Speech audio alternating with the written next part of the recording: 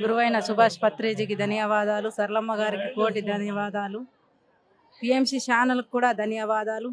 ఈ PMC channel వల్ల మేము ధ్యానంలోకి వచ్చినాము. మా ఆయనకు ఆరోగ్యం మంచిగా లేకుండే, ఆరోగ్యము ఎన్నో మందులు తిన్నాడు కానీ ఆరోగ్యం కాలేదు. ఆరోగ్యం అంటే ఇప్పుడు అన్ని పనులు వేయగలుగుతుండు.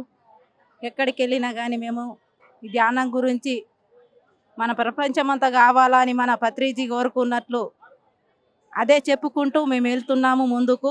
ఎక్కడ వెళ్ళినా కానీ ఒక 10 మంది 20 మందిని తీసుకొని మేము వెళ్తున్నాము. ఈ శాకాహార ర్యాలీలు, ఈ వంట గురించి ఎంత అద్భుతం అంటే మనకు ఎక్కడ వెళ్ళినా కానీ ఈ వంటది మన 3 గంటల ధ్యానం చేసి మనకు వండి పెడుతున్నారు. కాబట్టి అన్నం తిన్న దాంట్లో కూడా మార్పులు వస్తున్నాయి మన తోటి వచ్చిన వాళ్ళకని నేను తెలుసుకున్నాను.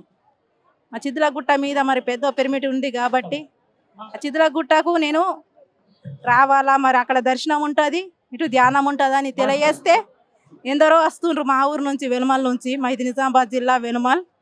అట్లా వచ్చుకుంటా ధ్యానంలోకి వచ్చినారు. మా అంతుగా ఒక 10 మంది నుంచి మళ్ళీ ఇప్పుడు 20 మందికి పాల్గొన్నారు, శాకాహారులు అయినరు. నా అంతుగా మేము చేసినాము. మన పత్రిజీ దయ వల్ల మేము తెలుసుకున్నది. పిఎంసి ఛానల్కు ధన్యవాదాలు. అందరము బాంబసాములు కావాలని. Thank you.